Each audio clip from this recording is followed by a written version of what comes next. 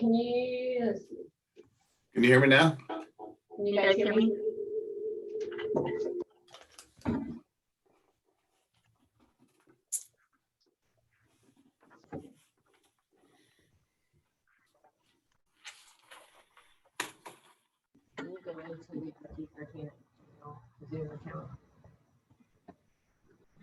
All right, guys, can you hear me now? I can hear you now. Woo! Success. All right. So sorry. So just for everybody to know, we do have this set up in meeting style so that you can participate. If you don't want to participate, I can already see that a lot of people are like, cameras off and I'm muted. So that's perfectly fine too. Just want to give you a couple of things. If you go up, hey, David, if you go up into the right corner of your screen, you can click on that. It says speaker view, and you can click on that, and that way you can actually see the speaker and not necessarily the grid view or gallery view. So whichever one you choose, and that way it might help you, especially if we're showing different items for it. You got Bob Carty behind me helping me out with some technology issues.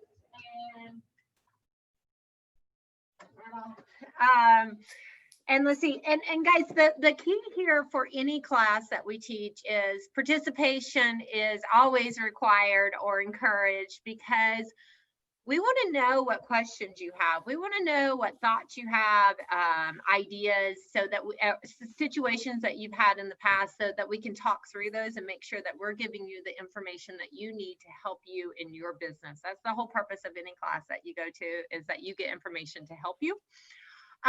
So with that being said, my name is Rachel Sartain. I am a managing broker of Keller Williams, downtown St. Pete, Seminole, and Gulf Beaches. I've been a broker for about 11 and a half years, been in real estate since 2002.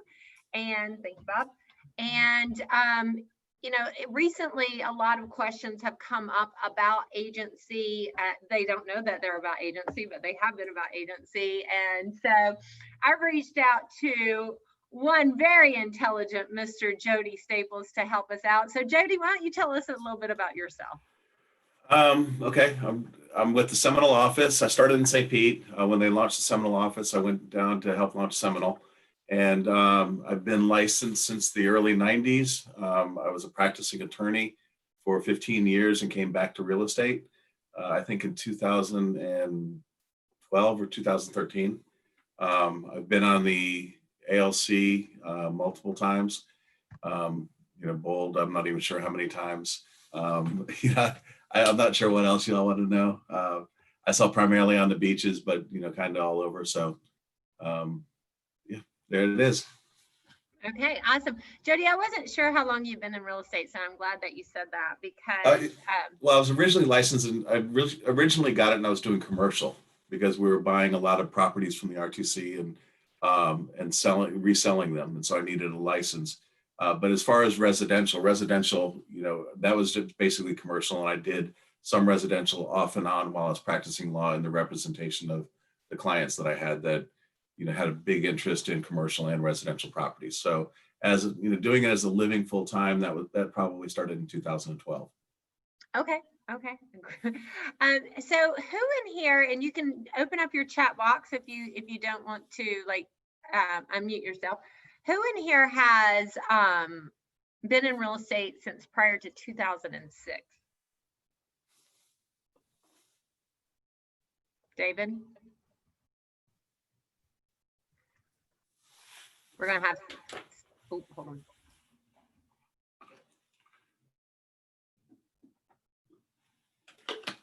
You're muted, Rachel.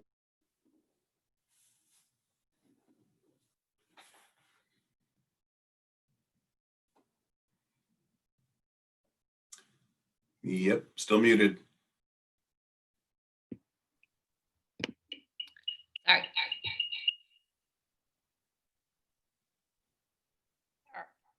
All the Rachel Sartains. Are all the Rachel Sartains muted? Okay. Third computer is a charm, right? Okay, we'll keep going through this. So the reason I didn't, let me pull up the chat box again. So David, I saw that you have been in real estate since at least 2006. Anybody else prior to 2006? No? Okay. So in 2006, and I believe, or was it 2008? I don't remember now. I usually remember transaction or agency changed in Florida, meaning that agency was, prior to that, we had single agency with that you could have the consent to transition to a transaction agent. I believe it was 2006 or 8, Jody? 2008. 2008. Okay. So in 2008, things changed, and what it was at that time is now, as of 2008, all realtors in the state of Florida are assumed to be a transaction agent unless otherwise the customer is notified. Okay. So that they would have to sign a single agency notice or even a no brokerage relationship disclosure. And we're going to just talk about those things and how they actually impact your business and the level of customer service and the quality of service that you provide all of your customers. So that's going to be a little bit of what we talk about today. Sorry. I love all this.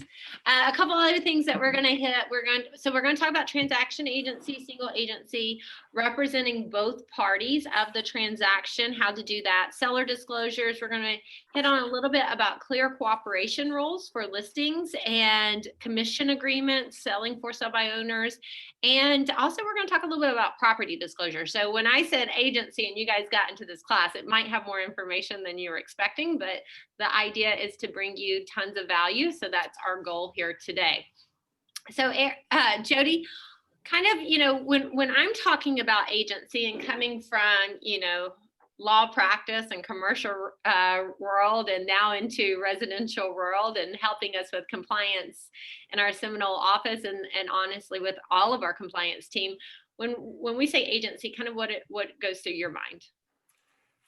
I don't know if you're going to like the answer, but honestly, there is a very narrow gray area between doing what you're supposed to do and violating the law. In Florida, dual agency is not only unlawful, it's illegal.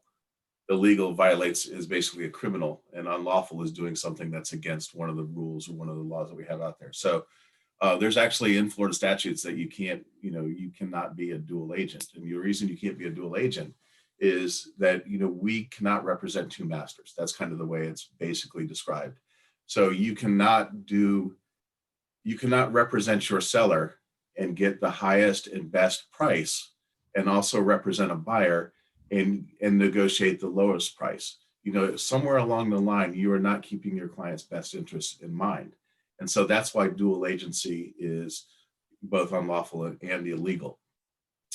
Where when you ask the question about, when I think about agency, what comes to mind, that's the first thing that comes to mind is that, we're presumed to be transaction brokers. And that's kind of a little sliver because if not done properly, you could, kind of go down a slippery slope and become a dual agent. And that's why it kind of panics me a little bit.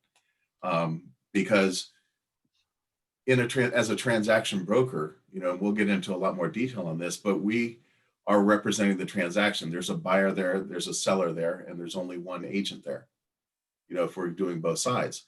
And as long as we are sort of following the rules to be a transaction broker, and we'll go through some of the rules a little bit, we're fine. But my concern is sometimes, let's say you're listing a home for a family member and someone comes up and they're unrepresented, and you're a transaction broker, we're representing the transaction, but come on, let's be real. Where is your real loyalty? It's to mom, you're selling her house, or to dad, or to your brother. So you have to be very careful to walk that line to not fall into dual agency. So that's the first thing that comes to mind, is that we have to be very careful with how we follow the rules. And, also with the words that we use. I mean, just on transaction broker, if you are referring to a customer or to the person, one of the people in the transaction as a client, that's very different than referring to them as a customer. And we'll find out a little more about that when we talk about single agency. Yes, thank you for all of that, Jody, because that's exactly, I mean, you hit the nail on the head there. So again, guys, just remember, I appreciate that you guys texting me and chatting and reminding me to let people in. On this laptop that I'm on, I'm not seeing the waiting room. So that's why I keep turning around to make sure no one's in the waiting room. So I'm having fun with all the little chaos I have here in my world. But Jody, dual agency, and correct me if I'm wrong, but I remember when we went to transaction agency or Florida Real Estate Licensing School, the 63-hour pre-licensing school. At that time, dual agency was allowed if the customer had over $1 million net worth, and does that resonate anything? I don't even remember.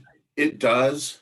I don't know how many people are representing people with over $1 million net worth, in there. And so, I mean, there's almost always a caveat to almost everything, but in general, in our practice, it's probably better to remember, the dual agency, as it says in Florida statutes, 475.278, a real estate licensee may not operate as a disclosed or non-disclosed dual agent.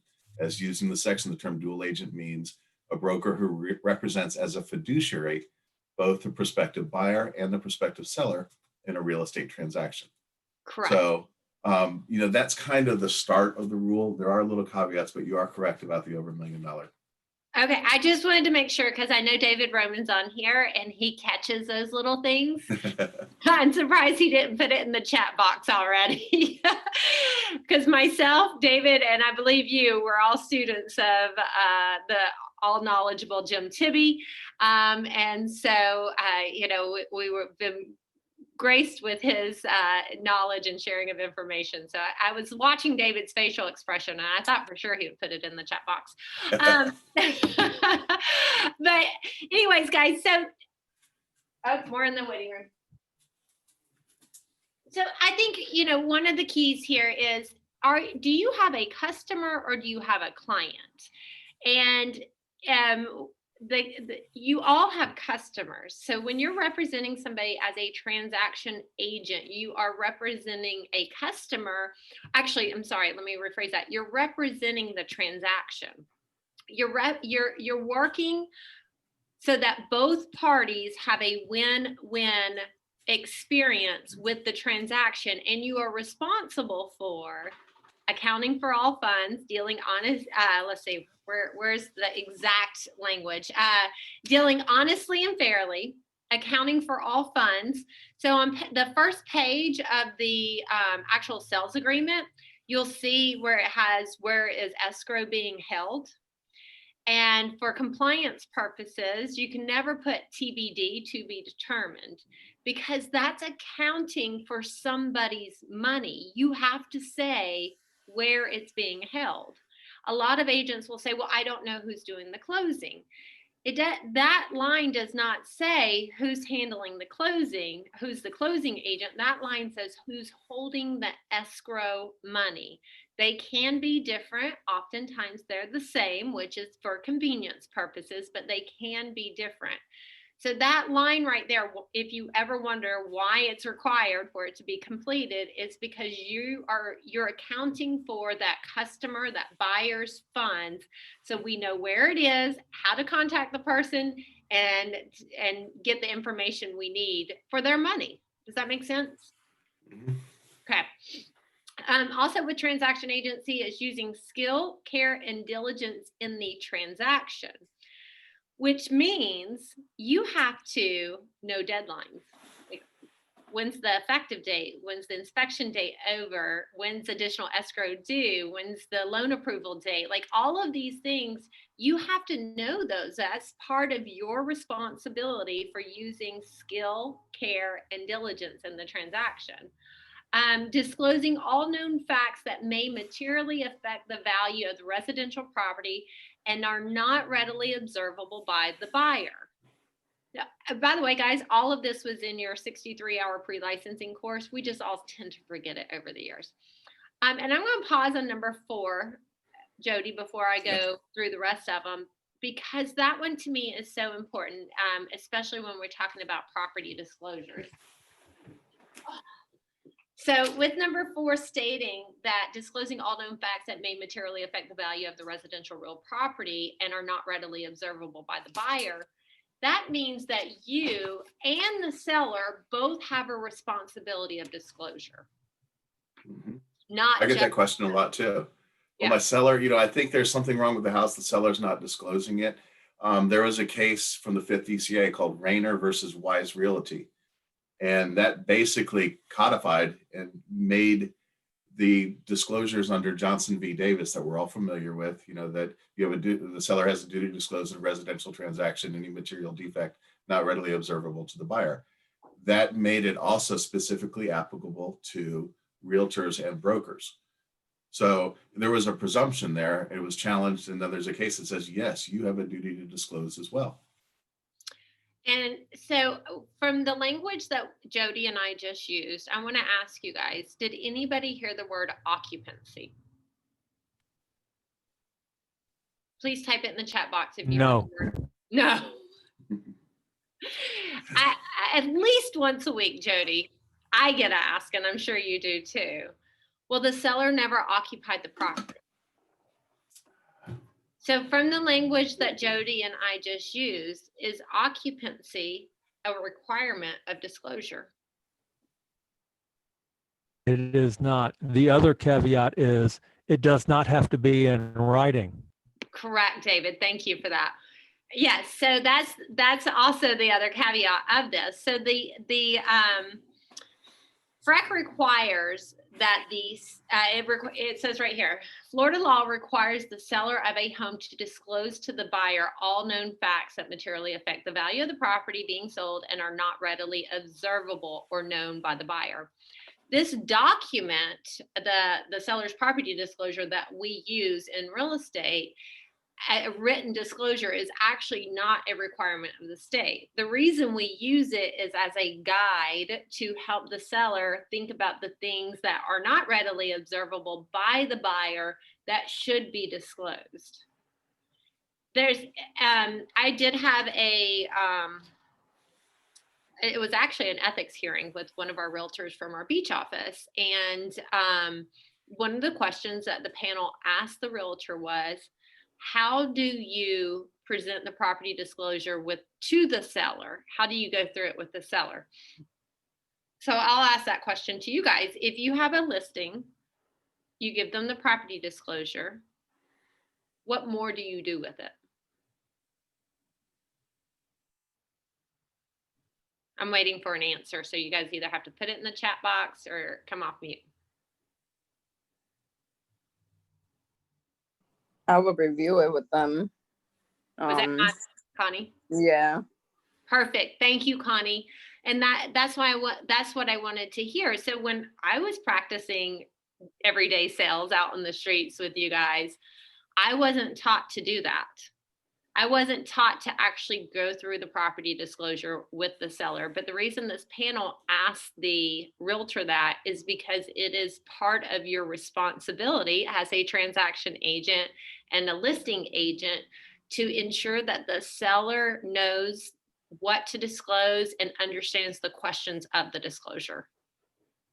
So don't ever just send it over to them and have them answer it and send it back. Like, you need to go through it with them.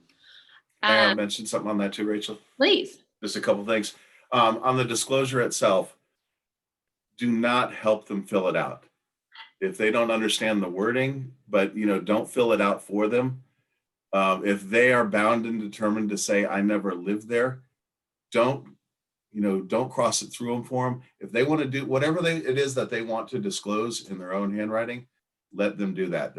When some people say that, hey, I never lived there, great. There's a whole column that says, I don't know, or don't know. You can check those boxes on the thing that you don't know. But in reality, everybody knows something about the property, even if they didn't live there. I mean, with the exception of maybe somebody that got it in an estate and they've never been there and it was Aunt Millie that they never met. But there are very few times where somebody doesn't know something about the property. So encourage them to fill out the seller disclosure. If they don't know something, they can say, don't know. That's them not providing information that may be a material defect in the property. It's not you. It's not you encouraging it. It's not you assisting it or helping it. If they don't want to provide information, at least give it to them. And like David said, it's not required to be in writing. But here's the thing with not being in writing. This may come as a surprise, but sometimes in court people lie.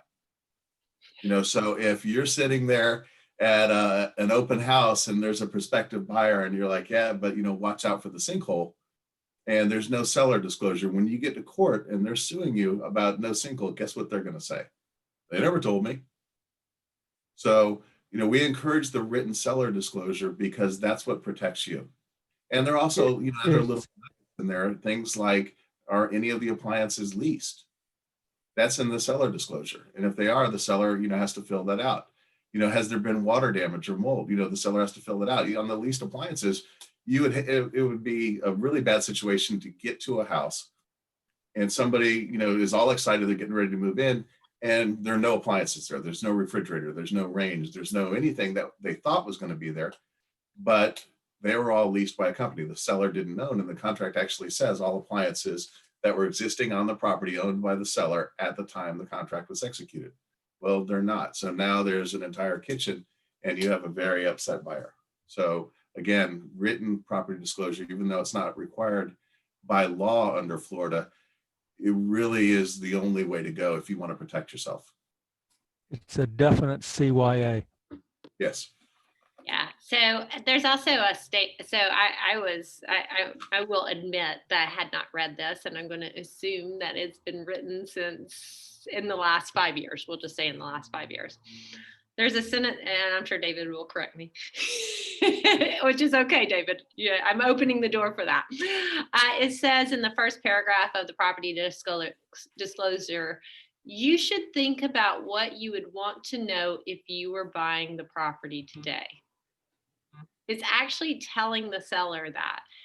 And so I thought that was very interesting because so often sellers ask that question, is this something I should disclose?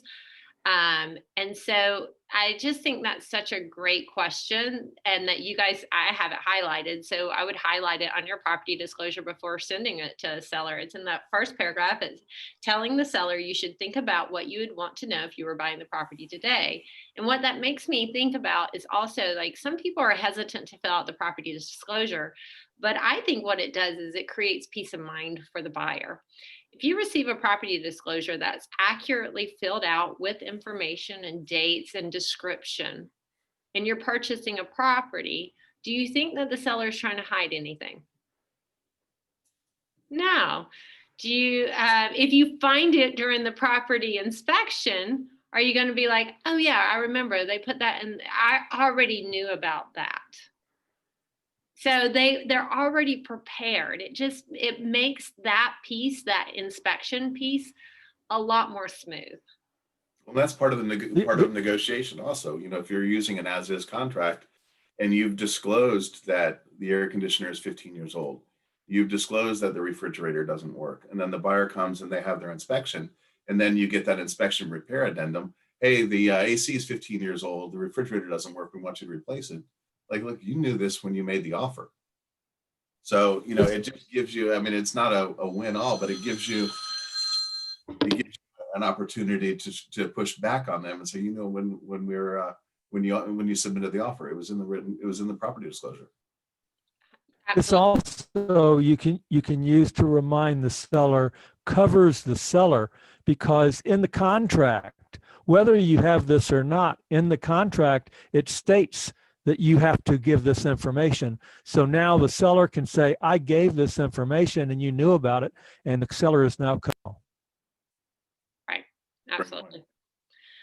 Okay, so sorry, I was reading agency and I got sidetracked, but not really, because I think you guys need to know how the duties of a transaction agent or a single agent corresponds with the actual work that you're doing day to day. I said the fourth one, which got us off to the property disclosure, said disclosing all known facts. The fifth one says presenting all offers and counter offers in a timely manner unless a party has previously directed the licensees otherwise in writing. So Jody, when I say presenting all offers and counter offers in a timely manner, what does that say to you? It says that both the MLS, Stellar MLS, and NAR, speak to this directly. They don't have a particular clock as far as I know. But I think NAR says submits offer and counter offers as timely as possible. MLS says as soon as possible or provide satisfactory reason for not doing so. So, that's following the rules, but also, I mean, the contract has a sunset provision in it on page 1, that this offer is valid until, such and such time. If you wait around as the buyer's agent, or I'm sorry, as the listing agent, and don't give it to your seller and don't get a reply, you may lose that offer. Right. And so if you go back and look at number 3 of the transaction agency disclosure, it says using skill, care, and diligence. And by the way, that's the section that attorneys are going to attack. It is so broad. When you're getting sued by somebody that's unhappy, they're going to attack your skill. They're going to attack your diligence. They're going to, attack the care that you used. And it's going to be all over the place. I mean, we have to really watch ourselves. I see agents that kind of fly by the seat of their pants, and it's a little scary sometimes. Yeah. And I think going through a class like this where you're learning to improve your skills, to take better care of your customer and increase your diligent effort is something that you could utilize in your marketing and your social media language that you're putting out there. So I love that you guys are here to learn and to enhance your business and your professionalism. So thank you for that. So presenting all offers, we have had a situation recently where an agent received an offer. The seller so I'm going to pose this question to you, Jody. The seller had said, don't bring me any lowball offers. Did they say it verbally or in writing? They said it verbally. What did the listing agreement say? The listing agreement didn't have anything checked regarding it. Okay, don't bring me any lowball offers. I would say bring every single offer, because you're actually making a judgment as to what a lowball is. And you may be making the decision not to present an offer, and the statutes say that we have to present all offers in a timely fashion. So let the seller decide whether it's lowball or not.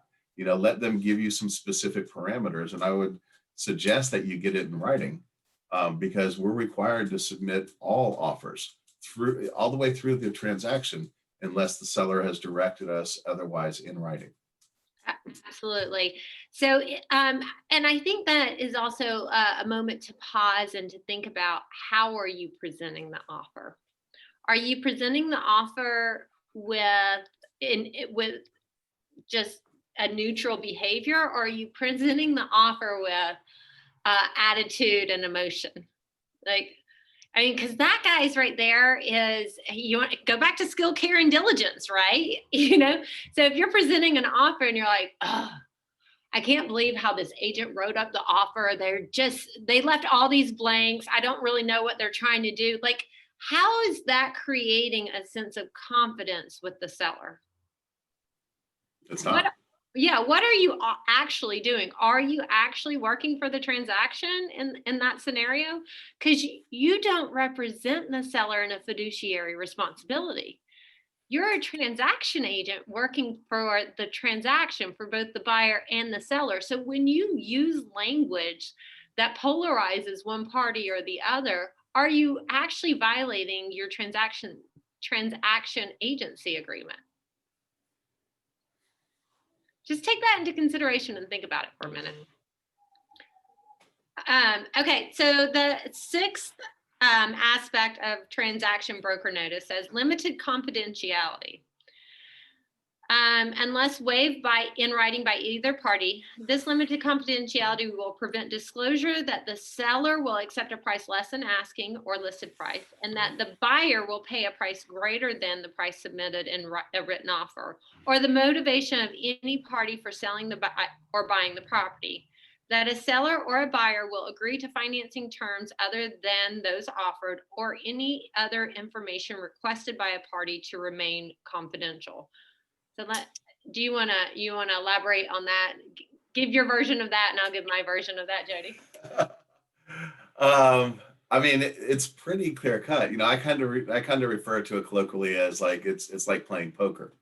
You know, you can talk about general stuff that's happening. You can talk about the pot. You can talk about you know, who's in the game, but you're not showing your cards. So I mean, we basically are the secret holders, and as transaction brokers, you know, we hold limited secrets for both sides. And you know, if especially if you're representing both, you know, if you are the only agent involved in the transaction, if someone's, you know, if the seller is like, well, how much do you think, you know, they will offer? I don't know. Let's find out. If the buyer's like, you know, how low will they go? You know what? I don't know. Let's get our highest and best offer together and submit it and see what happens. You know, so we can't actually get involved for one side or the other. We start beginning to go down that slippery slope, you know, where we are not representing the transaction. We are acting to benefit one of the customers to the detriment of the other. Right. And those last words that you used were spot on. So you cannot represent one customer to the detriment of the other. So if the seller says, if you're in a counter offer situation and there's another agent involved, I mean, it's not that you're representing both sides, but let's say there's another agent involved and the seller said they've counter offered up to 325 and the seller's at 350, but tells you, well, I'll probably go down to 340, but I don't really want to go below that. And you go back to the other agent and you say, look, I know they're at 325, but if we can get them up to 340, I'm pretty sure the seller will take it. Is that at a detriment? Yep. Yeah, you just disclosed information that was actually told to you confidentially that could be at a detriment to the seller. So what would be the better way to handle that scenario, Jody? The better way to handle the scenario is I can't speak for the seller. You know, put forth your highest and best offer. Let's submit it and see what the seller says.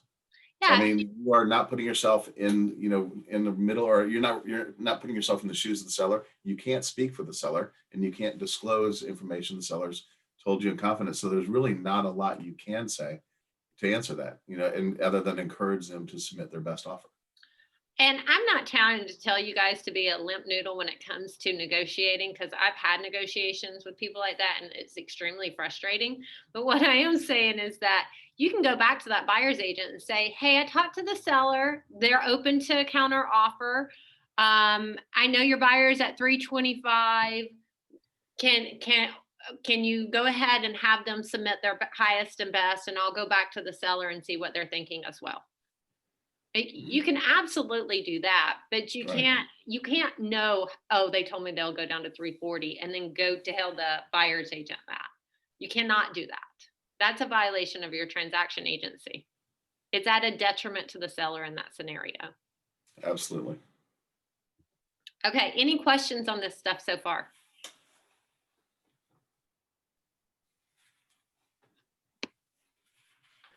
Even saying that you're going to be lowering in conversations, you're going to be in the future lowering to a certain price, that can be to the detriment of the seller, correct? Yeah, so if the seller said they would go to 340 and you go back and you tell the buyer's agent, hey, the seller told me they would probably come down to 340, that could be at the detriment of the seller. Because what if the buyer came back and said, went up to 343?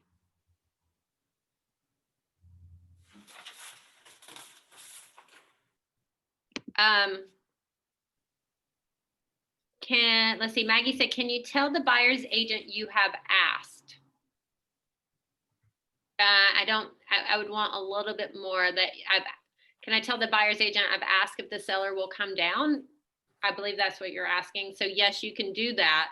But you can't say technically what they'll come down to unless they authorize you to do that. If they said, hey, Jody, I'll come down to 340, go back to the buyer's agent, see if the buyers will come up to 340. You can do that.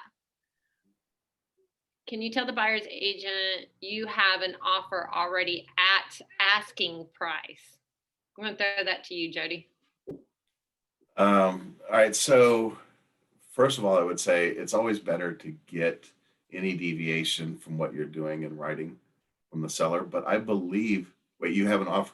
I believe, and you know, I'm actually going to probably defer to David. I believe that you cannot, that there's no there's no duty of confidentiality on an offer that you've received unless your seller has directed you as such. Is that Well, correct, David? Well, I'm not an attorney, but if you better have that offer in hand if you have it, because if you don't and they go away, now you. David, you went back on mute before you finished, but I think also what's important here to consider is that the price isn't the only term of the contract. So you want it in writing. And then there are also other terms that absolutely impact whether or not the buyer, or I'm sorry, whether or not the seller should accept it, or if it meets what the buyer wants to do. Norma said, if the seller is willing to take less, wouldn't it be better to list at a lower set price and hope to get multiple offers that may possibly close at a higher price? Absolutely, Norma. Absolutely. So yeah, when the seller is ready to accept less, go ahead and lower the list price. Hey, Rachel, Huh? fortunately it was still up. One of my browsers is on floridarealtors.org. And this is talking about confidentiality.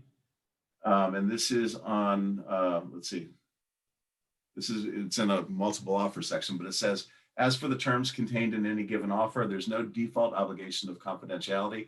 So unless a buyer has included a specific confidentiality agreement with the offer, the seller is typically allowed to share the details of that offer with whomever the seller chooses. And the seller can do that. And so I would recommend that you guys get it in writing from the seller. The last one, what have you learned so far? Let me just throw that out there. What's one thing that you've learned that's going to change how you do business day to day? I want to know that.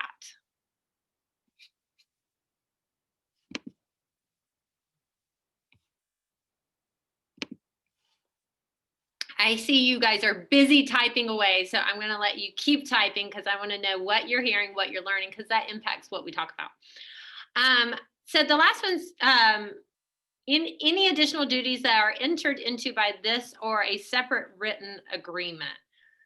I don't know of an example of what that would be. What do you think, Jody?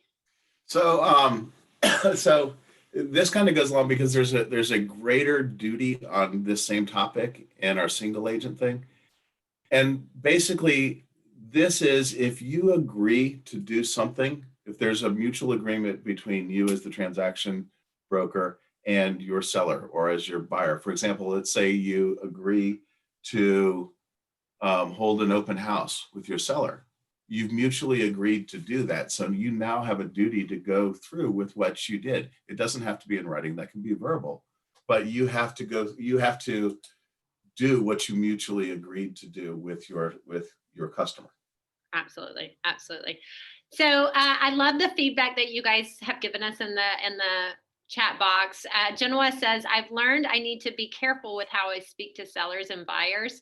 And, you know, Genoa, that's with the language we use and also the emotion that we put behind it. I love, you know, I do that chart sometimes from the consultation and then when the offer is made and then I say all hell breaks loose and then we finally get to the closing table. And I put that area from the offer to the closing table, that's really where your value shows up. Being able to navigate the emotional roller coaster for the buyer, the seller, and the other agent is really where your value shines. Your value is not in your opinion. And, you know, if as all of you guys are in here, realtors, I think that too often realtors think their value is in their opinion, and your value is not in your opinion. Your value is in your skill, care, and diligence. Taking out our own emotion is very important. Absolutely. Have everything in writing. Thank you, Norma. Maggie says you definitely need to go over the seller's property disclosure before putting it in the MLS. I love that. Thank you, Maggie, for that. Yeah, so these are, you know, and Maggie, I know you're typing in on chat, so it's easy to put SPD. But I got to tell you, I still don't know what SPD is when you guys send it to me in an email. I'm like, SPD, what is SPD? I knew what it was in this scenario because we were talking about it.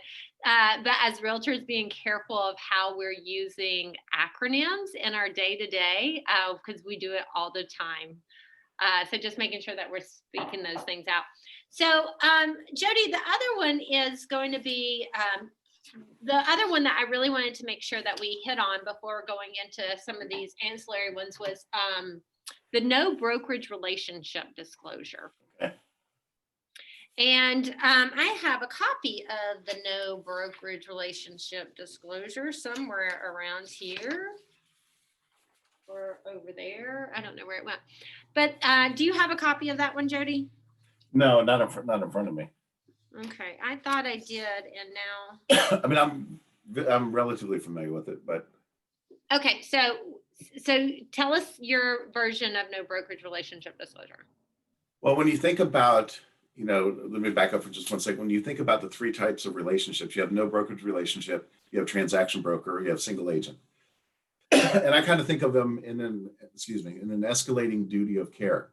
So with a single agent, you have the greatest duty of care, and you have the most number of things that you have to do. Transaction broker is kind of in the middle, and you have the least amount of duties owed to a customer with the no brokerage relationship. The three, and you probably learned this in your 63-hour or your whatever, the 40 whatever hour something continuing ed thing. But there's the acronym, I think, is ADD. The three duties that you owe in no brokerage: account for all funds, and we have to do that in every single one of them. Deal honestly and fairly, we have to do that in every single one of them. And disclose all known facts that materially affect the value of the property not observable to the buyer. So those are the three duties that we owe in the no brokerage relationship. Was there more that you wanted? I mean, you wanted me to go over like some? No, so here's something that for liability purposes that I think all of you guys should put it in your day-to-day practices. How many of you have worked with a buyer to purchase a for sale by owner?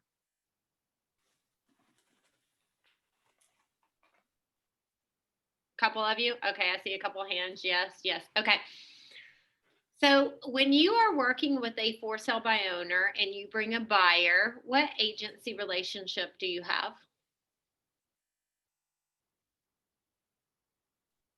With the for sale by owner?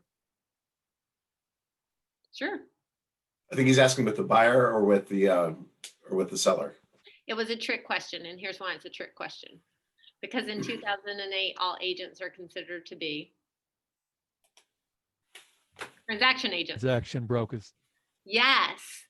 So when you bring a buyer to a for sale by owner, you're assumed as a transaction agent, meaning that you're helping that seller and buyer come to terms on the transaction.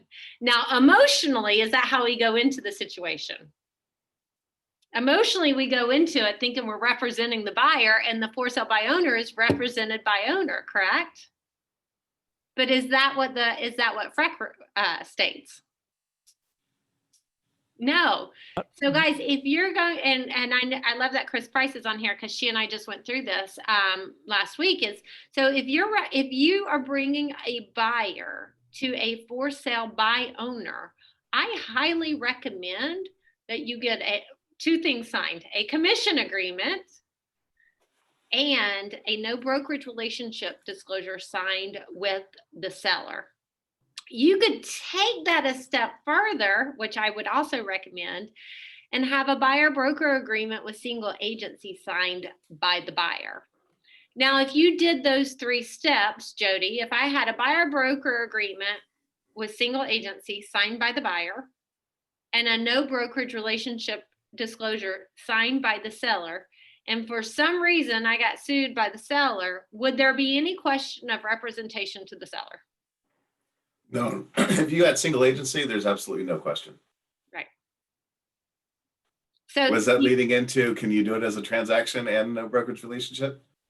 Well, no, I was just, that's a great question. So in my mind, if I had the seller sign a no brokerage relationship disclosure, yet FREC sees me as the consumer public, I'm a transaction agent, then I would be a transaction agent. Right. So you could do both, but to your point, you are making it extremely clear by having a single agency with the buyer and a no brokerage relationship with the seller that you are only representing the buy side. Yep. And then we actually have a client. Yes, we have a client. Because now we have fiduciary.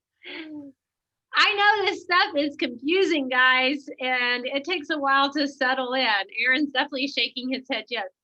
For me, if there's just one thing that you really took, well, there's a lot of great things I think you should take away from here, but reading the disclosures would be key. Knowing that we have multiple ones and multiple ways of representation, and also knowing that we have an assumed way of representation. Well, and one of the things that helped me, Rachel, with that a little bit, maybe it'll help somebody here, is, we're talking about brokerage relationships, and we think about a brokerage as, a building or an office or something like that, that we are hanging our license at. But as far as this goes, it's actually talking about the way the deal is going. What is our participation in? Because as agents, we're trying to bring a buyer and a seller together, and we're facilitating a transaction as a transaction broker, or as a single agent, we are representing one of the clients. But it's really about our representation. So how far are we going in our representation? Are we not doing anything in our representation? They're on their own, other than maybe, of course, we don't do it at Keller Williams, but other than maybe putting in an MLS, like a lot of the no brokerage relationships, then that's one thing. That's the amount of interaction they have with the customers. Their brokerage relationship, the way they're representing them, is very, very limited. It's basically accounting for the funds, duty to, disclose, and duty to deal fairly. Or are we representing the transaction and facilitating a situation where buyer and seller can come together and mutually agree on terms and do a transaction? Or are we in our participation, our brokerage, are we zealously representing our seller, or are we zealously representing our buyer? And then we have even more duties. So when you think about the brokerage relationship, which one it is, think of it not necessarily as, hey, Keller Williams is the broker, I go to Keller Williams, I do this. Think about it as, what's my participation in this transaction as an agent of our broker? Because when you think about the broker, it's Keller Williams, and like the agents are like the right hand and the left hand and the third hand and the 300th hand. We are all an extension of that broker. So as an extension of our broker, what is our participation in this transaction? Are we completely all in? We might be a single agent. Are we doing the transaction broker? Are we only doing those 3 duties and kind of, hey, you're on your own, you figure out your own CMA, you get your own pictures? Maybe it's a no brokerage relationship, but think about it in terms of what's our participation. Yeah, I love that. Thank you, Jody, for that. I think that's very helpful. So guys, just going back to that for sale by owner conversation, if you are working a for sale by owner and you do not want to be assumed a transaction agent, then you do need to get a commission agreement signed, whether the buyer's paying you the commission or the seller's paying you the commission. If you're not creating a transaction or an agency agreement with the seller, you want a no brokerage relationship agreement signed with the seller, and you should have a buyer broker agreement with single agency signed with the buyer. Maggie asked a question. Are you allowed to disclose to the buyer's agent that you have an offer on the table with an escalation clause? And I think that goes back to the conversation we were having about an offer at full price. I would ask the seller, say, is it okay that this is disclosed? Make sure it is. I mean, I don't think it's at the detriment to the seller but could it be deemed as a detriment to the seller, Jody? Are we transaction brokers, or are we representing the seller? We're transaction agents. Transaction agents. I think it goes back to the rule, if the seller consents to us disclosing material information about, like, the price, if the seller consents, I don't see where we're getting in trouble.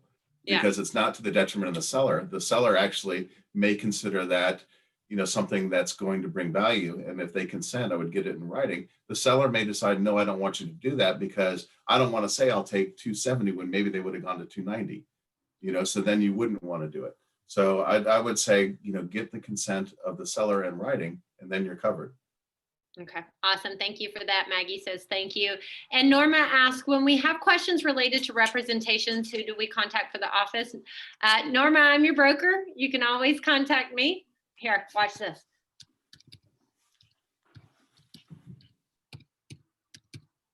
There's my cell phone. And then there's this other great guy that's not on this call today.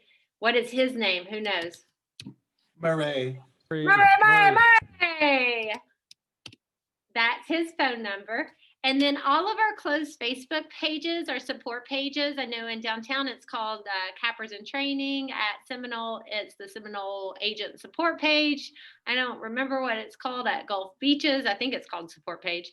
But you can ask these questions in there too. Just know that all of our compliance officers are also broker associates, and the amount of info, I watch all those pages. I don't always comment, but I always watch those pages, and the amount of correct information is always exciting to me because everybody gives such great advice. So you guys can always ask questions like this in there and know that you are going to get great advice.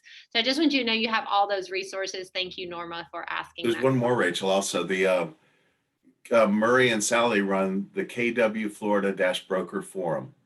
And so that's a Facebook page, and the name of it is KW Florida-Broker Forum. And that's a place where you can go on Facebook. You need to join the group, but I strongly encourage you to do that because people are frequently asking Murray and Sally questions. And even if you don't have a question, you'll pick up little nuggets along the way, like, oh, I didn't know that. Or, wow, that's good to know. I mean, there's a wealth of information there that Sally and Murray are constantly contributing and answering questions. Awesome. Thank you. So I keep checking the waiting room. More people keep popping in. Guys, just a reminder, if you don't want to see the grid view that we have here in the top right corner of your computer, you can click on gallery view and then you can just see the speaker instead of all the boxes. But we wanted to do it meeting style, so we thought so you feel like you're participating, so we can see everybody's faces because we enjoy seeing your face to know that you're there.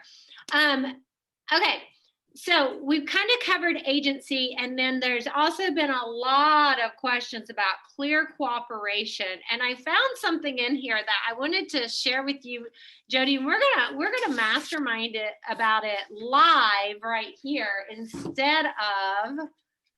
Shoot, I left it at home. Do you have clear cooperation up? Let me see if I can pull it up. I got so many laptops and computers. I got 3 computers here and a cell phone. I think I should find it, huh? So clear cooperation, I don't know if you guys have noticed, and David, you'd probably be spot on with this, but the listing agreements now have the waivers already built in as of May of 2020. Did you realize that? Yeah. Do we still have to submit the waivers to Stellar since they're already built into the listing agreement? Yes. Okay. So there are 2 types of waivers. There's Jennifer's here. She probably knows that answer too. Look at her. Jennifer, you can take yourself off mute and participate and join in. We love your input. There are 2 types of waivers. There's a waiver excluding it from the MLS, and then there's a broker exclusive waiver.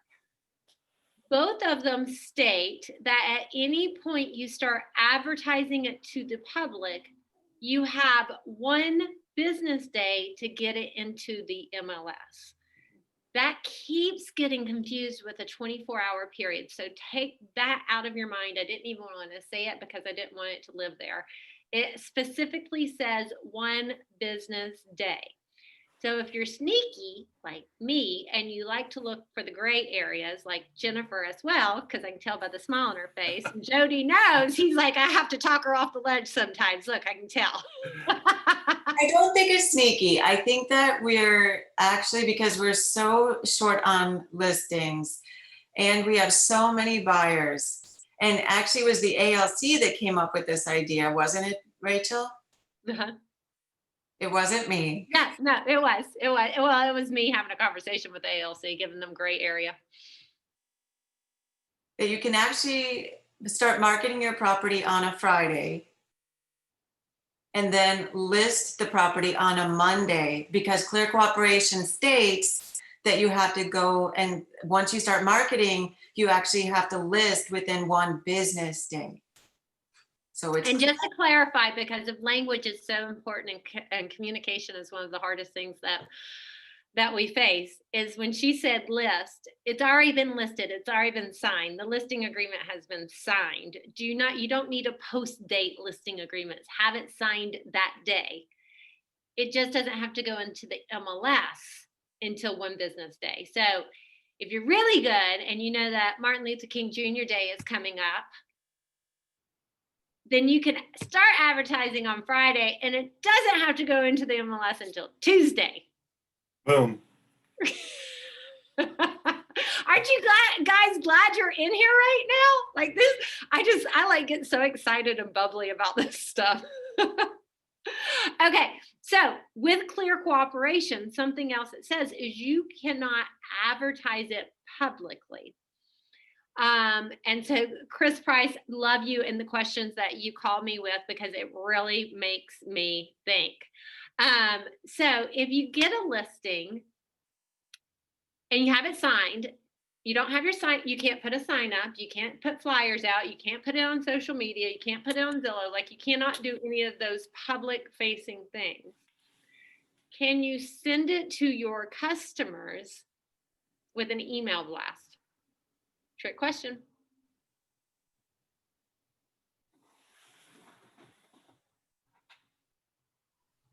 If you're blasting it, you're publicly putting it out there. But it's just to your customers, David.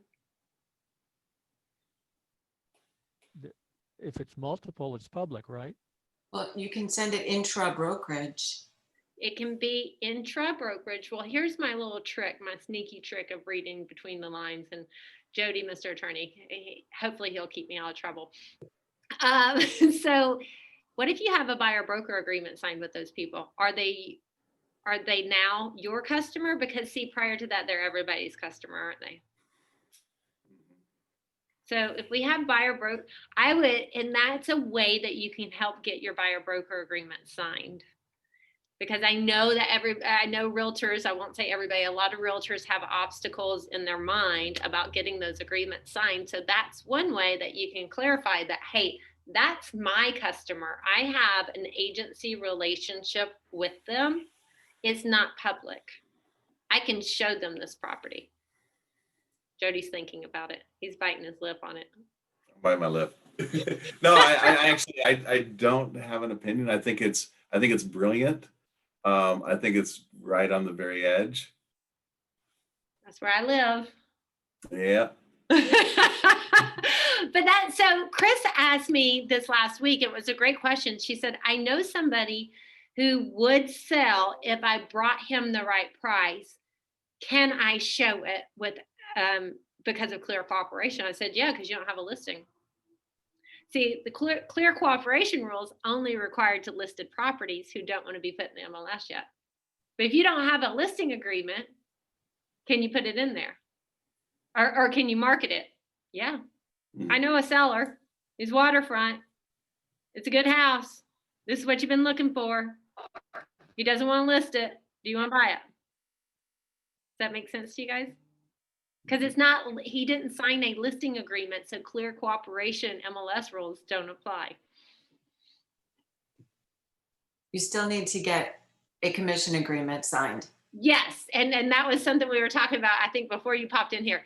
Absolutely get a commission agreement. Go ahead and get a no brokerage relationship agreement signed with the seller. Get a buyer broker agreement with single agency signed with the buyer.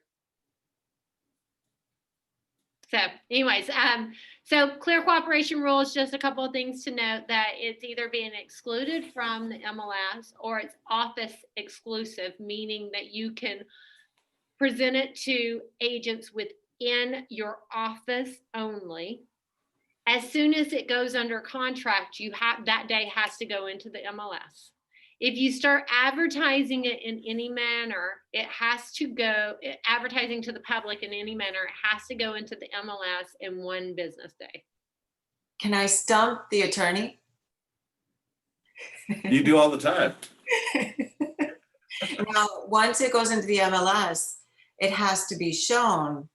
What if they say that they cannot show due to COVID? Does a virtual tour also consist of a showing? Well, if it's in the if it's in the MLS already. Oh, I see what you're saying. Okay. So Well, that's a good question. Well, that's a great question. I That's actually a great question. I just had this come up. So a property is listed for sale with another brokerage. Our agent wrote an offer at 97% of list price cash. It's tenant occupied. The seller is saying it's not enough to inconvenience the tenants to get the buyers in to see the property. So for that, if a property is unable to be shown according to MLS rules, it cannot be listed as active if it cannot be shown with reasonable amount of time. Can you use COVID rules as an excuse, and can you use a virtual tour to constitute a showing? The COVID rules in this scenario have not been updated with MLS showing requirements, but that would definitely be something that I could see that MLS showing requirements could make that as an exception, but it has not been done to my knowledge as of yet. Okay. Great question. What are you guys thinking so far? So then we can email it. Any input, any feedback? Come off mute. Let me see you in your kitchen doing your dishes. Well, I have like an interesting situation, and I was going to ask you about it anyway, sort of regarding the advertising, because we, our listings, we know if we advertise them, we can put them in, within one business day, and we usually do if we're waiting on like a doc or something like that. But in this case, we advertised it, and then one of the sellers passed away from COVID very suddenly. And now the other seller who's on title, they're married, so there won't be an issue with probate. She's like, there's so much going on. Can we wait a day or two to put it on the MLS? But obviously we advertised it thinking we were going to like click last night and turn it on. Wow. So now what do we do? Because the advertising went out, but she, emotionally, they've had this horrible emergency that they weren't expecting. I would actually personally, because I know, again, like this is one of those weird scenarios that there are no regulations around, I would personally put it active and then conditionally withdrawn. Yeah. Well, and I think she just wants to wait a couple days, but yeah, like the signs and everything are up, and it's just, something no one foresaw. Yeah, I definitely, because you've already advertised it, and there are no steps for a situation like this. Because you've already advertised it, I would just go ahead and activate, and then the very next second put conditionally withdraw. Would you withdraw conditionally or TOM it if it's going to go on? You're right, TOM. Okay, that's still okay. All right. Yeah, and I was going to call you, but since we're on this, Well, and that's a great question to ask. I hate that that's a scenario that you and your customers are in. Yeah, it is. These are the things that we face nowadays. And so by asking these questions, it helps all of us. So thank you for that. Hey, Rachel, can we go back to Jen real quick? Mm-hmm. The question about COVID and no live showings. So I'm looking at an explanation from Stellar, and they're saying showings for active listings. What is allowed required in the MLS right now for showings of an active listing? Opting out of in-person showing. It's okay. For active listings, sellers have the option of offering a virtual showing instead of an in-person private tour at this time. There you go. So I put the link in the chat. Yeah, the link is in the chat box, guys. Thank you for that, Jody. I wasn't aware that they had made any caveats to it, so I'm glad. I wasn't either. So thank you for the question, Jen, because we all learned something today. Yeah. So hopefully you guys are noticing that by asking questions, we all learn something. So, and I know sometimes it can seem a little overwhelming because it's just like all foreign stuff, but I just want to open it to questions that you might have. And Yvette came off mute, so she has one. Yes, temporarily off market. So how long advertising before, just like they were kind of like what she was just saying, about a situation where you've already sent your marketing out, and then all of a sudden they decide, well, we're going to wait 2 or 3 months because of COVID, in the situation, and you've already put your sign in the yard, everything else. Do you have to take that out? What's our steps? That's a great question, Yvette. I don't know. I'm gonna, I would say that it needs to go active and then temporarily off market. How long can a sign be in a yard while a property is temporarily off market? Jody, has he studying stellar rules right now? I do. So here's a link. So it says, if you have a current listing, this is from Stellar MLS. If you have a current listing, but your seller wants to cease showing of the property, the temporary off-market status may be a good option for you. Please note the following. Per MLS rules, the purpose of MLS listing in the active status must be available to show. If listings become unavailable, TOM status pauses the days on market and also pauses distribution to IDX. You must have written permission from your sellers to use the status. No showings are allowed for listings TOM. No public marketing is allowed for listings in TOM status. You don't need to take down a sign that's already up or delete former social media posts, but you cannot create new marketing. So we encourage you to place the following verbiage in the public remarks. Due to COVID-19 concerns, the listing is temporarily unavailable with showings until such and such date. Awesome. Thank you for that. Well, Just guys, sorry, I don't mean to interrupt, but also an ethics violation for other agents to contact TOM. So just want to put that out there. Yeah. That's a great point. Well, I didn't realize that is it already 1:11? I am so sorry. We've gone over on the agency, but we've had great questions and great conversations. So I love that. But we have two next segments of the show. So we have two great listing agents here, Miss Jennifer Orns and Miss Andrea Hartman. And what they're going to be talking to us about today is, as a listing agent, how they navigate through multiple offers to help the seller get to an offer where they're going to counter or a backup scenario. And after that, we have two great buyers. Well, they're not technically buyers agents. They do both listings and buyers. We have two agents that are going to come in and talk to us about how they prepare offers to win out in multiple offer situations. So Andrea, Jennifer, welcome to the show. I feel like I'm doing Reedy and Red, so I kind of had to go with that.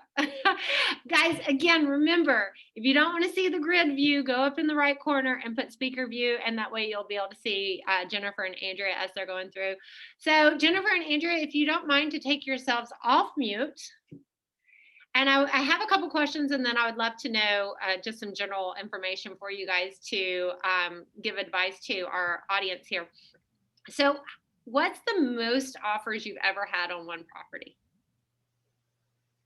I would say mine was recently, well, it was over the summer. I think we had 17, and it was a property that was like $1 million. What? That's crazy. Wow. Mm-hmm. Wow. It was crazy. It was crazy. At one point, the seller was like, don't accept any offers that have loans because there were so many cash offers. Wow. Isn't that nuts? Jennifer, what about you? We had 16 and we did the same thing. We just said, we're cutting it off. It's enough. We're done. The property was $675,000. Wow. And we just said the same thing. And it was recently, within the past couple months. I can't remember who I was talking to the other day. I think it was Becky McConnell said she had like 24 or 27 to go through. Just insane. So when you have that many offers and the sellers are overwhelmed, obviously, they're like, cut it off. We can't handle anymore. You know, I'm just going to throw this out there because I'm an advocate of veterans and VA. I hate that when we have a buyer purchasing with a VA loan, that they're immediately tossed to the side for a cash offer. So I'm just putting this out there for all of you guys who work with sellers. Please try to put that VA loan up on top sometimes. Just sorry, I'm going to throw that out there. That's my own prejudice there. But how do you guys kind of sort through the multiple offers that you have to help the seller navigate? Because we're not just talking about price.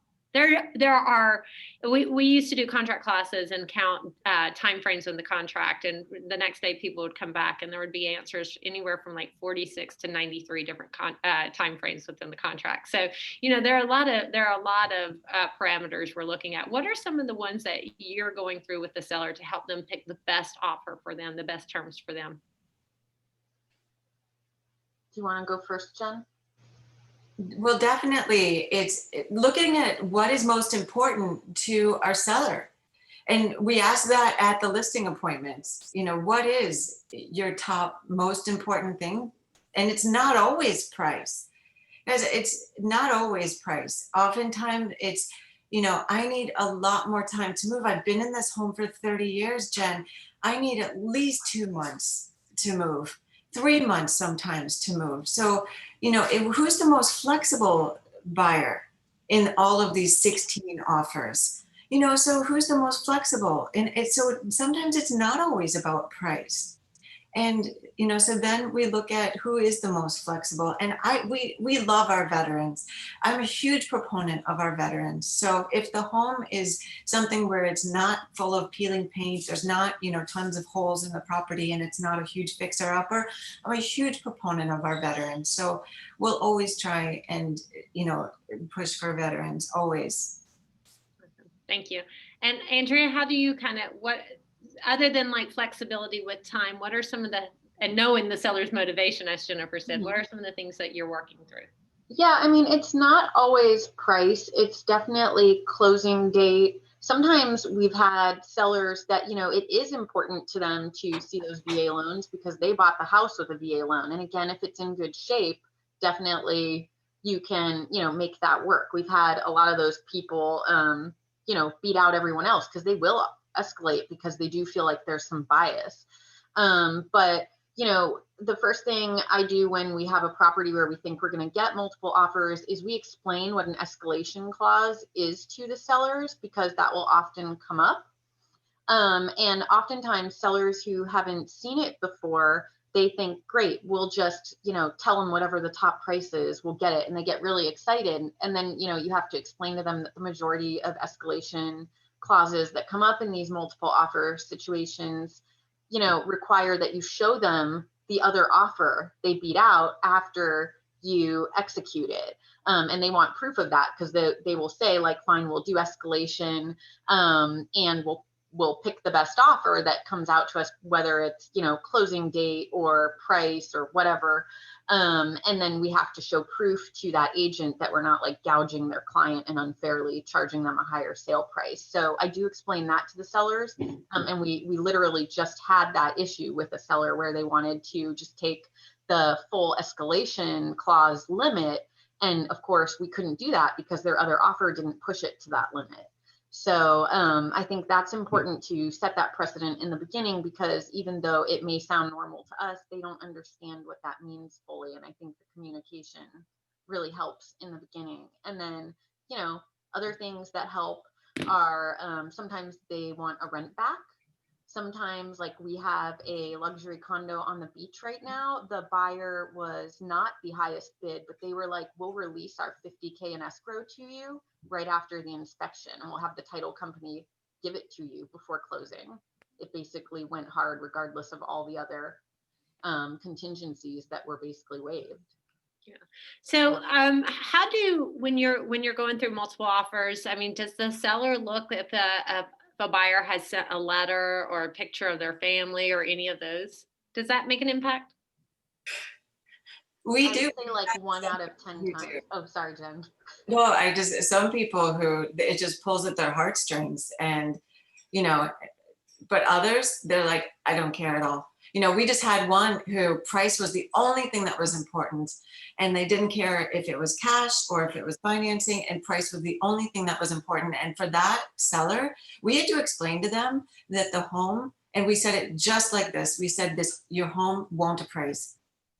And we will definitely have an appraisal issue, because we had so many offers that would bring it way above what the home would appraise for, because we didn't have the comparables, because the market was bringing it up so high above appraised value. And so we said this, because the escalation addendum that they had on the financed offer, we said, if you accept this offer, we just want to be very clear. We didn't just state it verbally, we put it in writing as well. We will have an appraisal issue. So we were very fierce with our language. We were very clear with our language. And so I love that you said that, because I've heard that several times from a lot of top agents, that in multiple offer situations, they're talking to the seller about not accepting the highest ones, because they're like, look guys, we can go under contract here, but it's not going to appraise, and we're going to end up back over here. So and just even talking to the buyer's agent about, like, this isn't going to appraise at this price. So just making sure that we're realistic with our numbers. So Andrea, you said like 1 in 10 times maybe that the letter works. Jennifer, you said it sometimes works. What about like big escrow down payments, shorter inspection periods, an approval letter, a letter from the lender? Like, what are some of these things that make an impact? So the strength of buyers too. Like you said, all of those things make a big impact. Some sellers, they want to make sure that they get the house sold in a certain time frame. So for some of them, time is important. And I've gotten probably 99% of the ones I've written with multiple offers using the escalation clause, and looking at the inspection period, shortening that. If it's cash, no appraisal contingency. And if it's a lender, of course, verifying that information. How strong is that buyer? Is that a lender I'm familiar with? Because my struggle is when I'm not familiar with that lender and I've never heard of them, it's always a struggle to get to closing. Absolutely. Thank you, Shova. And Jennifer and Andrea, anything else in that aspect that, that you guys are looking for or talking to the seller about? I think on like a recent one they did waive the inspection, but we also sometimes what we do when we know it's escalating, like Jen mentioned, is we ask the buyer's agent if their buyer will consider putting in a clause that they will still close if the property appraises within like 3% of the purchase price on the contract. So sometimes that's really worked in our favor too, because then you can see really quickly who the more flexible buyers are.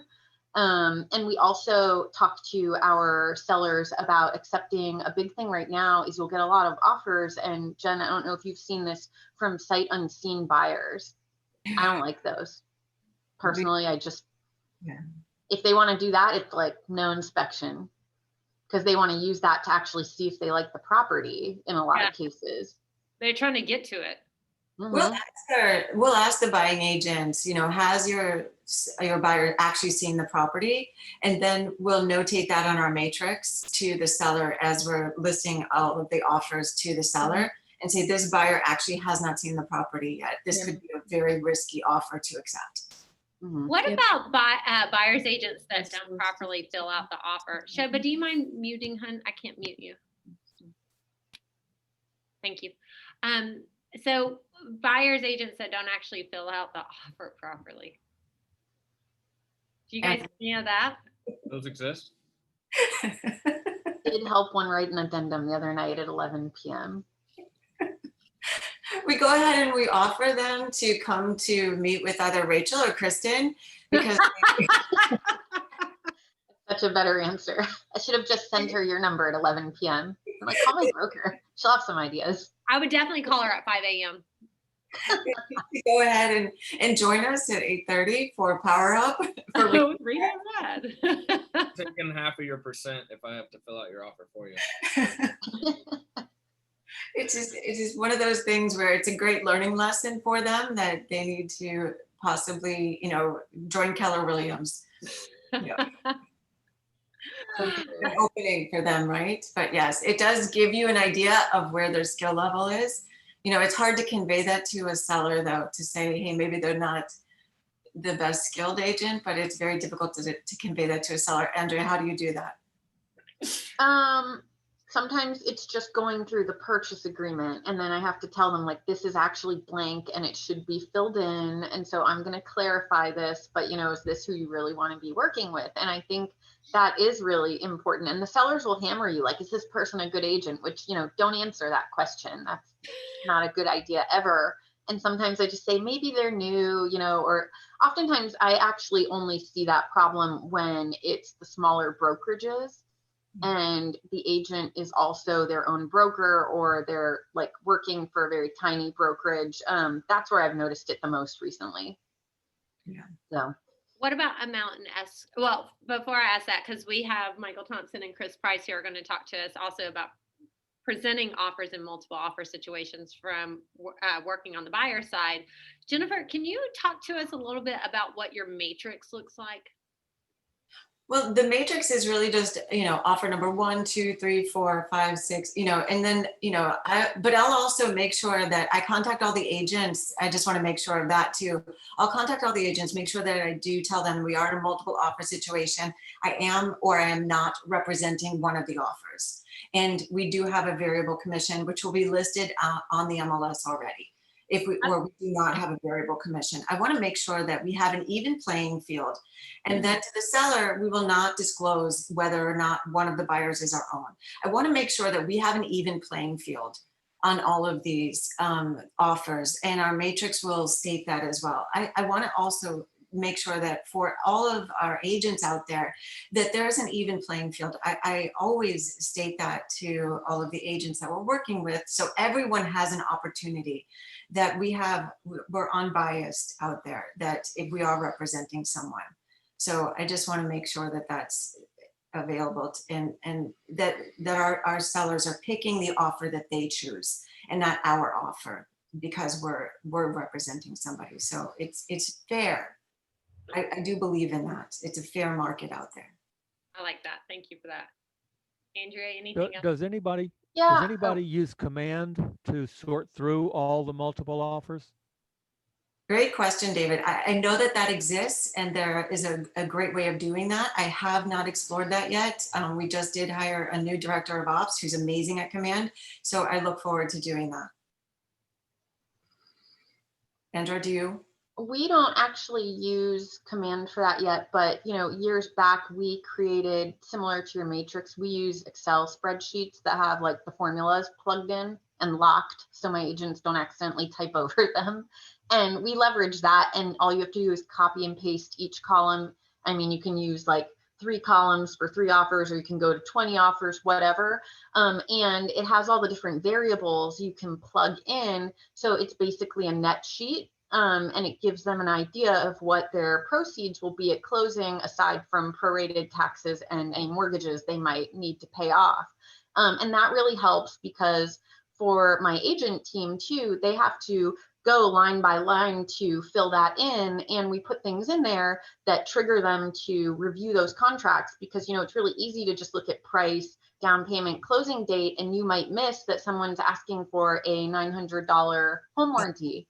Or you might miss, the person who beat out 17 or 16 other offers on that $1 million building, that had escalated like 6 figures. They won by $500 because that buyer threw in that he would pay all the closing costs for the seller. And you really need to go line by line on those contract terms. Don't just skim them, because you might miss something that's a big differential, or it may cost your seller more money. So we use a net sheet that we set up in Excel, and that really it trains our eye, because Jen, you've probably been in that. These offers come in so late at night, you're tired, and it doesn't matter how long you've been doing this, everybody can make a mistake. So it's kind of our checks and balances. Correct. If you miss the title box, if they check box the second box instead of the first, and the buyer's actually willing to pay for the closing costs and the title fees, the owner's title fee, then that's a huge cost difference. So you are correct, seller's net sheet. Yeah, it just helps. And the same for a lot of people, what's that prorations box where they'll pay the assessments up to closing, or they'll pay the assessments in full. In certain neighborhoods in like Bel Air Beach, for instance, they have assessments that some of the owners have decided to break out over 10 years to pay for the underground utility costs they were all assessed by the county. And I think that falls under that box, because I know when I've done a few of those, the buyers will say, we'll cover the rest of that. And sometimes that's like $8,000 to $10,000, and they'll pay it for the rest of the term in full at closing. Guys, great information shared. I hope everybody that was listening kind of hopefully got some takeaways on how you can prepare your offer to win out in multiple offer situations. That was the whole point of hearing from great listing agents who have to deal with this. I just want to open up to see, do we have any questions for Andrea or Jennifer regarding how they navigate through a multiple offer process with the seller?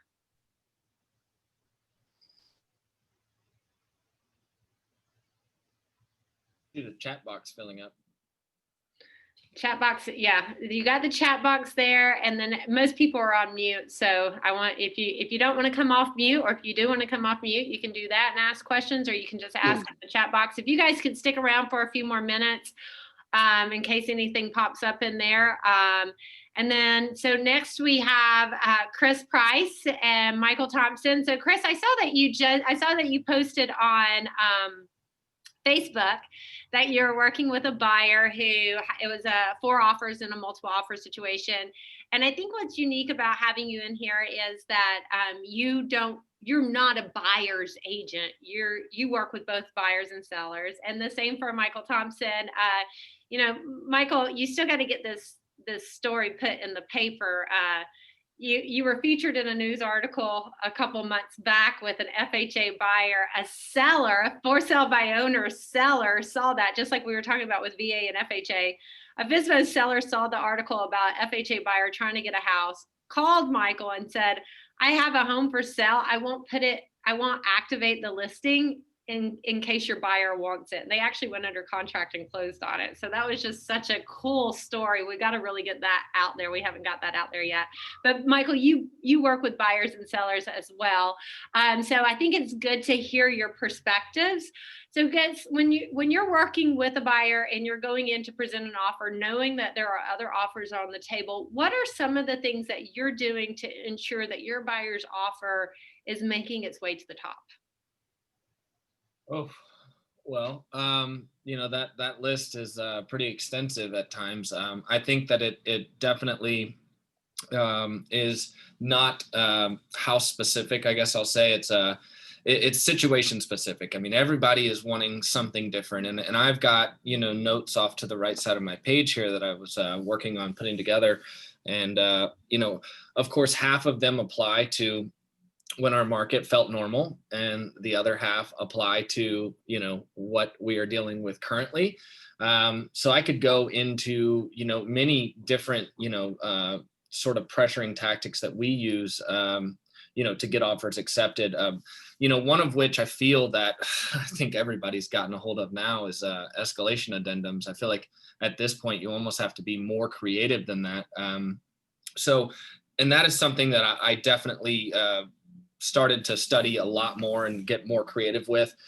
Some of them are risky, some of them are not. With dealing with the FHA buyer, that was a godsend. That was, incredible that I had someone call me from an article in the paper, and that completely worked out. But anyhow, I digress. The one of the bigger things that we look to do, and it's definitely based on each individual buyer's ability and within the loan, is how flexible we can be on things such as cost to be paid by seller, cost to be paid by buyer, loan commitment contingencies. Of course, I heard some mentioning of like increased escrow, which I'm for one don't typically believe that has so much weight, as well, at least as much as it used to. I've never lost escrow. I don't ever plan to lose escrow. So I kind of toss that one off to the side. I put something comfortable in that box just to make sure that they know that my buyers are serious. But one of my biggest tricks is especially when I have someone that's going against something like cash or another conventional 20% down or something standard like that, is we started removing. And it's kind of risky, so to each their own. We once removed the loan commitment contingency to present our offer almost in a cash manner. This buyer had like an 850 credit score, had assets out the wazoo, and so we were very comfortable when presenting our offer, and it actually won us the contract. In essence, and it confused the listing agent. They thought that I was trying to pull like a fastball, and I remember they called you And of course, we got that all worked out. But you know, that is a big one that I do. I remove the loan commitment contingency, especially when I know somebody is very solid. It allows the contract to progress in a form that is similar to cash. So after the inspection period, of course, all bets are off. You know, you pretty much have to make sure that that loan is not going to have any hiccups. So it really projects us in a higher manner than some of the other offers that we might be competing with. Of course, the escalation, which I already touched on that. Another thing that I heard mentioned was, you know, where some of the closing costs go towards, whether or not the buyer wants to take some of those off the plate of the seller or vice versa. I've even gone as far as negotiating assessments that I know are on the table. And one of the big ones too is assigning the contract to reflect that the buyer will choose to pick the closing title company and pay for the owner's title policy and charges related to the deeds. So. Yeah, I heard Andrea mention that one, and I just want to give a shout out to Ms. Orns for a second. So, Michael, when you started in real estate, where did you start? I started with prior to I started with Steve Freeze, and then I went and worked with the Orange team. So I love that, and I love you know, the credibility of our organization and the collaboration that we have and the strength, because it's fun to have you on here and to have Jennifer on here, because I hear you every once in a while say, that's actually something I learned from Jennifer Orns. So I just wanted to share that because I love that. So you gave a lot of tips in there. So you talked a little bit about escrow, and escrow that your buyers feel comfortable with, that shows to the seller that they are serious. The idea of checking box 8A versus 8B, and that is where you're talking about the waiving the loan approval, stating they're either paying with cash or they're waiving the loan approval. So there's no approval contingency tied to the contract.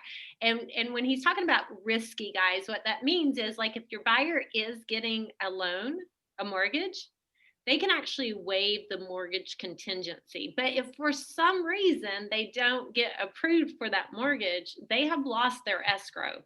So you need to be very certain that the buyer understands the significance of that decision. You mentioned checking the box, and I think, Andrea, you mentioned this as well, where the buyer is paying for the seller's title and closing cost. So those are some of the ones that I heard out most. And I just wanted to throw it over to Chris and say, Chris, you know, what are some of the things, like Michael's talking about, what are some of the things that you do as that he's doing as well, and then maybe adding on to that? Yeah, so I mean, everything I've heard, I pretty much have down is what I was going to say as well. But I would say that there's something that I haven't heard people say. And when you're working with a buyer, you really need to know what their limits are, right? I mean, yeah, there might be multiple offers, but what about what your buyer's limits are? Right. How do you need to know how much money they're willing to spend on a house? What's their motivation? What's their deadline for moving? And I think knowing that and having seen the market that you're putting your offer in, or knowing the market, I should say, having seen tons of houses and knowing if your offer is above value or is it right in line with what the market's asking. You know, recently my buyer had put in an offer and they were very, very close. It was at like 700,000. They were 7,500 apart and they didn't meet. It didn't happen and we moved on. We found another house that was even better. You know, I believe in fate 100%. That one didn't work. And this one was a better house for way less, 75,000 less.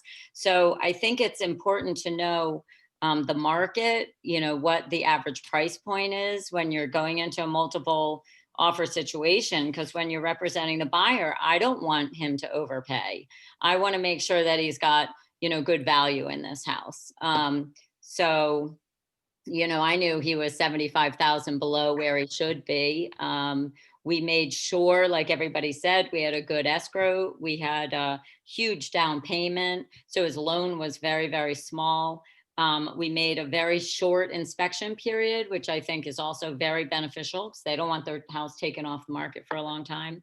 And I was very flexible with the closing date. And I asked the listing agent, and I always do, you know, we're flexible with the closing date. If you guys are flexible, or you need 30 more days, or you want it sooner, we can accomplish that. So I made it very clear that she knew we were flexible on the closing date. So communicating with the listing agent and asking the listing agent a lot of questions, I think is very, very important. I love that you said that. And I was actually going to ask that question. Like, you know, what value do you find in calling the listing agent prior to presenting the offer? Very valuable. I think it's crucial to call them. You want to find out how many offers they have if they can. Try to get as much information as you can. You know, you can't say, oh, is it asking, you know, is it list price or what? But you do try to get as much information as you can. And again, I think wanting to know what the seller's motivation is just as important as the buyers. I mean, I'm 50-50. I work with buyers and sellers, so I know what, you know, happens on both sides. And as a listing agent, I know what I would want my sellers to receive, right, as the best. So I think it's important to speak to the listing agent for sure, and present your buyers in the best possible light. I do agree with writing letters. They do work. I've had also from the list side, letters have helped, you know, in some situations they help, but as multiple offer situation, yeah, I agree with what everybody said. I mean, there's so many different ways. I have not done an escalation clause yet. That's something somewhat new to me, but I find that an interesting and fascinating way to go for sure. Awesome. Thank you for that. Michael, you wanted to add to that? Yeah, of course. I mean, that was definitely, you know, kind of the first section of my paragraph that I had put together prior to this video. I personally think that, you know, reaching out to an agent and asking questions is probably one of the most exciting things that I get to do, because it's almost like I look at it as almost like a game, you know, because you're going to have the ones that are very tough and they're like, nope, not answering that question. Nope, not answering this one. Bring your highest and best. And then you'll have the other ones that might be new or, you know, might not be as well versed. And that's okay. It's not like picking or poking fun at anybody, but I mean, the other day we were getting prepared to put together an offer. And so I asked just a bunch of qualifying questions, a lot of which I get from Miss Orns. And, you know, it's kind of like, how much can I get them to say without them really giving it all away? And there are countless times that somebody's like, oh, I shouldn't have said that. Or, you know, they might disclose their seller situation, for example. And if you give me something to run with that's like very pressing, like a death in the family, or, you know, something that is like, we got to go. It's like, okay, great. Or, you know, on the flip side of that is my seller is actually waiting for their new build to finish. Well, if anybody's worked with new builds, they know that all materials are on delay right now. So if my buyer is flexible and they know that they don't have to close next month, then by all means, let's ride that out. I'll give you the most flexible date possible. And a lot of times the sellers are like, this offer seems like they're most willing to work with us and not put so much pressure on us. And that tends to sometimes go the extra mile. So thank you for that, Michael. And Amanda asked in the chat room if you have a list of questions that you would ask the listing agent. So if you could type those in, I would appreciate it. And Jody, I'm going to ask you this question. Michael brought up something, and I think it's very valid. I mean, when you're going into an offer situation, asking the other agent to find out as much information as you can. But if you find out information that could be to the detriment of the seller and you're a transaction agent, are you allowed to share it?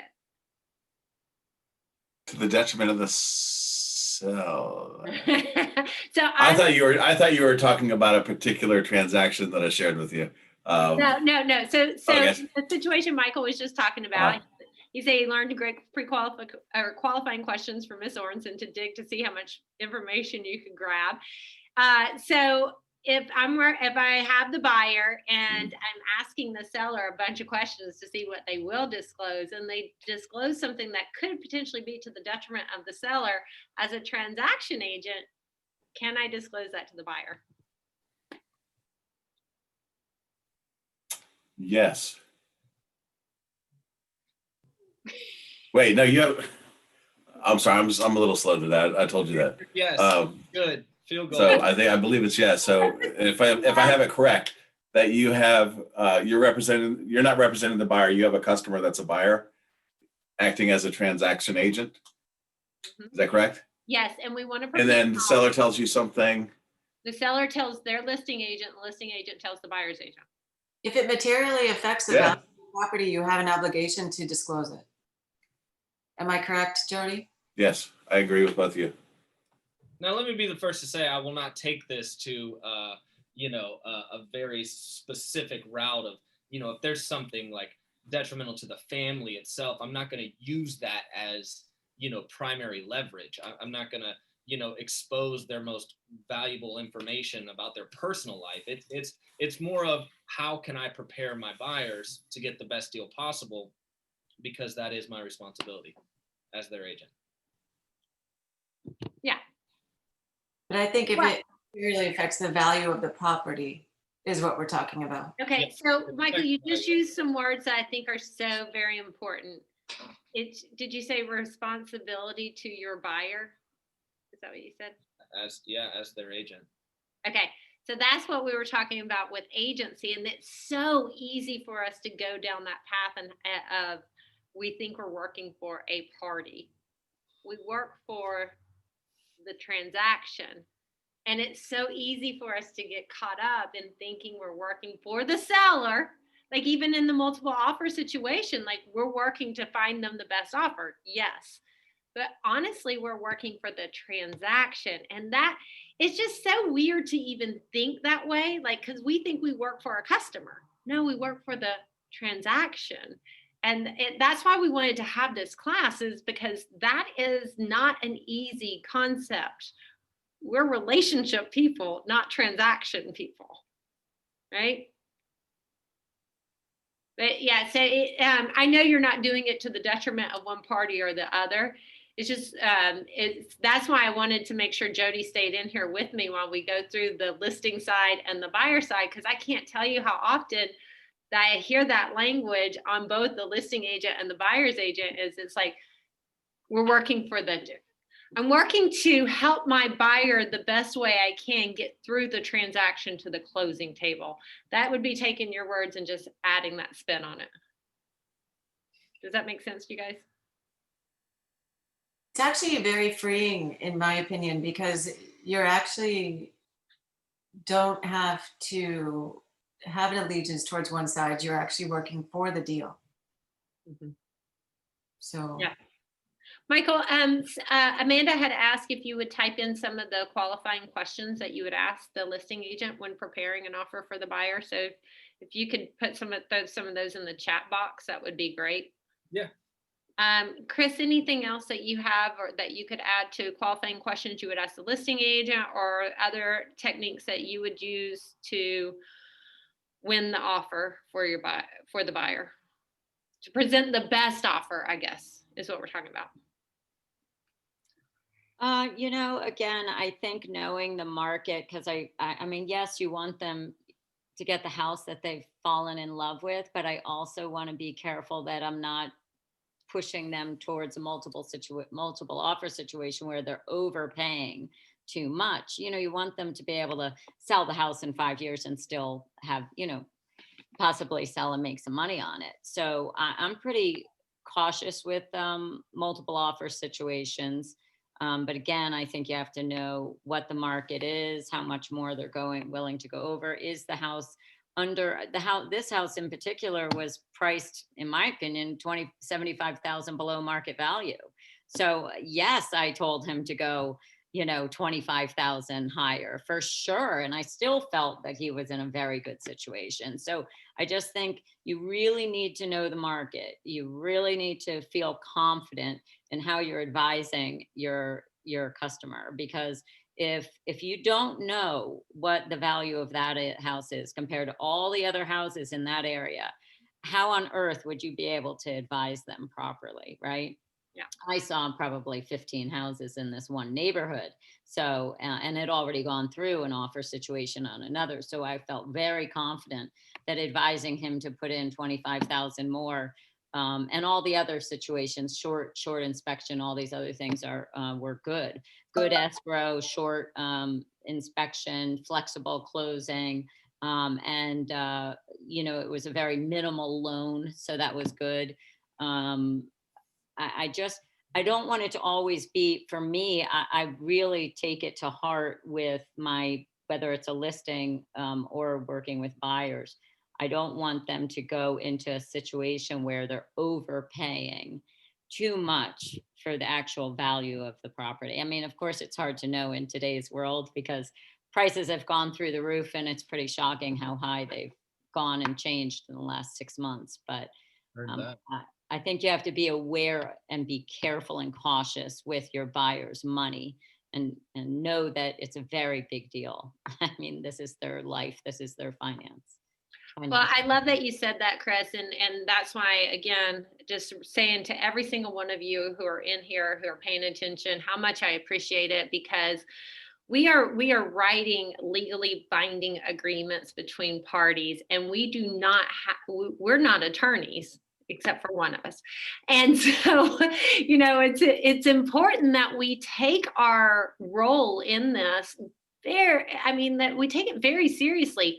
Yeah. Read the contracts often, read your listing agreement, read the property disclosure, read the addendum or addenda, and, have the conversations with the listing agent, have the conversations with the buyer's agent, really understand what you are doing. Thank you, Michael, for putting that's a great list of questions that you put in here. Guys, when we get out of Zoom, that list of questions will be bye-bye. So you need to copy and paste those so that you have them. And then just a question that Lisa Lucas asked, and I don't know the answer to it. She said, letters have definitely helped her, but lately NAR says we shouldn't use them because it creates bias. And that to me is the whole point of writing the letter, is to create bias. So I would think that if you're creating a negative bias, that no, you would, or if the seller is creating judgment or, deflecting a buyer because of certain aspects of them, then it could be seen as a violation. But I could definitely see how somebody could discriminate based off of information in a letter. Maybe that's what they're talking about, Lisa. Have you guys ever had that situation where somebody discriminates from information in a letter?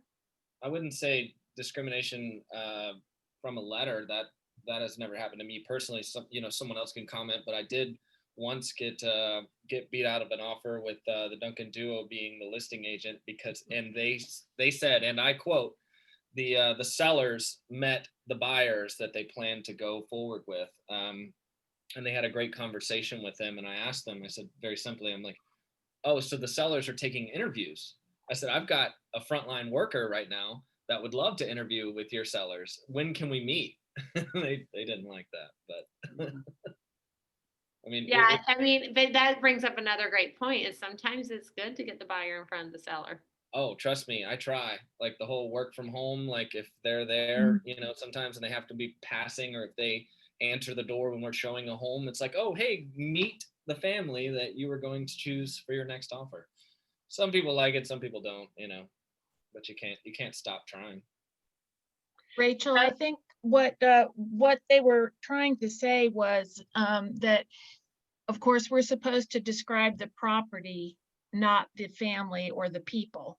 So they're saying if you're talking about the family, or it's a military family, or they have an emotional attachment to the house, then you're actually creating the bias. Now, I don't necessarily agree with them on that, but that's what they have really been drilling the last couple of months.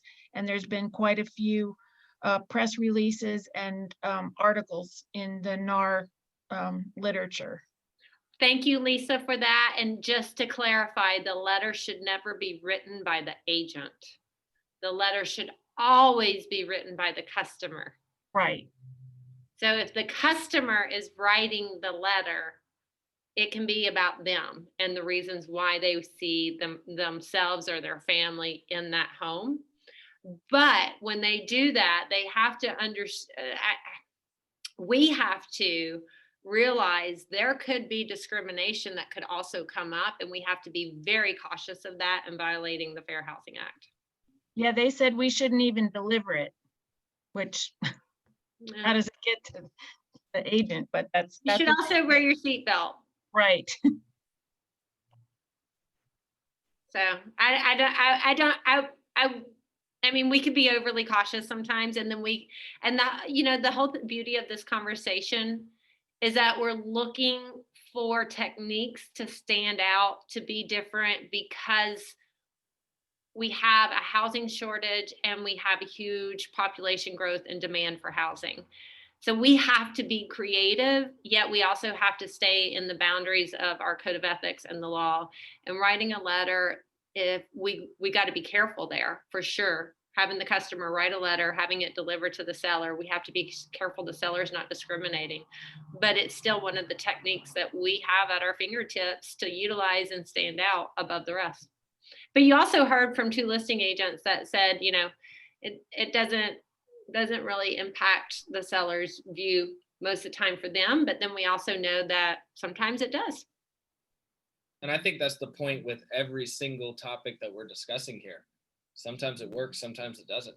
I think I made a note at the bottom of what I was putting together, and it just says the biggest takeaway for myself is that not all will always apply, and not all will always work when applied.